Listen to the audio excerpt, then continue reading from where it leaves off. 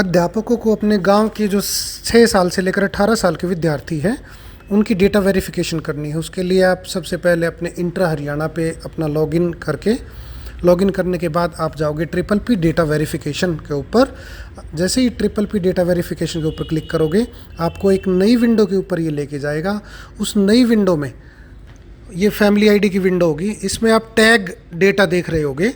जब आप tag data के ऊपर क्लिक करोगे तो आपको तीनों जो ऑप्शन है, स्टेटस टैगिंग, आधार टैगिंग और डेट ऑफ बर्थ की टैगिंग।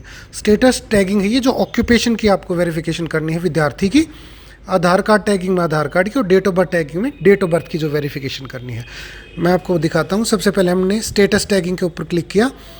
ये जो अध्यापक था ये तलाव गांव में कार्यरत है, तो तलाव गांव के जितने भी विद्यार्थी हैं 6 से 18 साल के, उनकी लिस्ट ये आपको दिखाई दे रही होगी। इस लिस्ट में आप देख सकते हो 182 जैसे पूरे गांव की जो एंट्री है वो 182 है। यहाँ पे कोने में आपको एक डाउनलोड बटन भी दिखाई दे रहा, आप इससे पूरी लिस्ट भी डाउनलोड कर सकते हो। इसके सामने जब टैग स्टेटस है, इसके अंदर से आप उसका ऑक्यूपेशन क्या है विद्यार्थी का, अनएम्प्लॉयड है या स्टूडेंट है, जो भी उसका ऑक्यूपेशन होगा आप उसका ऑक्यूपेशन भर के, वो विद्यार्थी स्टूडेंट है या अनएम्प्लॉयड है, 6 से 18 साल का हो सकता है, या किसी ITI में हो जाता है या किसी पॉलिटेक्निक में पढ़ता है, तो उसकी इन्फॉर्मेशन आप डाल के सेव कर दोगे। तो ये है हमारी जो ऑक्यूपेशन की डिटेल आपको अपडेट करनी है किसी भी स्टूडेंट की, ये वो है। देखो अब मैं आधार टैगिंग है, मान लो आपको आधार टैगिंग करनी है, तो आपने आधार टैगिंग के ऊपर क्लिक किया।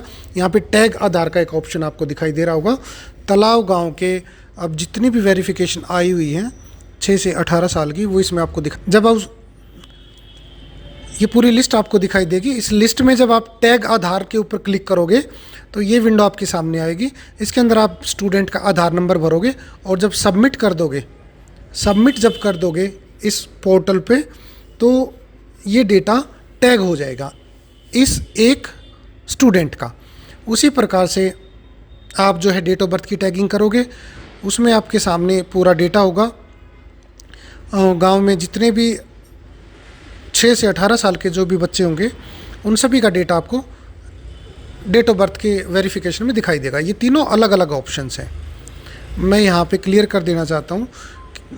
डेट ऑफ बर्थ के लिए मैं आपको बता दूँ, किसी भी स्टूडेंट की जब डेट ऑफ बर्थ की टैगिंग करते हो तो ये सामने जो आपको एक ऑप्शन दिखाई दे रहा है डेट ऑफ बर्थ भरने का, आप जब इस पर क्लिक करोगे, इस ऑप्शन के ऊपर जब आप क्लिक करोगे तो एक डेट ऑफ बर्थ का मेन्यू जो है आपके सामने ओपन हो जाएगा।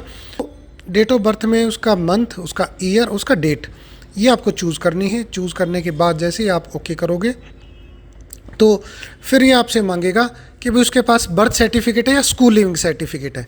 तो ये आपने मांगना है उस विद्यार्थी से। तो मान लो उसके पास बर्थ सर्टिफिकेट है, तो फिर बर्थ सर्टिफिकेट की कॉपी स्कैन करके आप फ़ोन से भी खींच सकते हो। अपने फ़ोन से फ़ोटो खींचा, इसमें अटैच किया, नीचे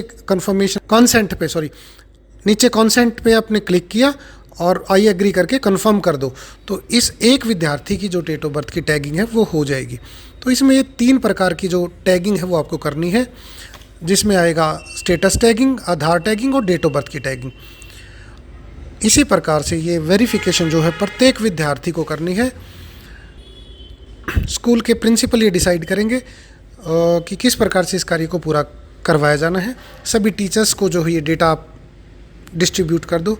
सभी जब भी वो लॉगिन करेगा, कोई भी टीचर लॉगिन करेगा अपने अकाउंट पे, तो ये डेटा सभी को दिखाई देगा। इसमें नीचे आपको टोटल एंट्री भी दिखाई दे जाएंगी, तो एंट्री के हिसाब से आप डिस्ट्रीब्यूशन कर लें सभी टीचर, और फिर इस काम को जो है आप निपटा सकते हो। इसकी जो लास्ट डेट है वो 15 दिसंबर जो है वो बताई गई है कि 15 दिसंबर तक ये डेटा टैगिंग आप सभी को करनी है। धन्यवाद।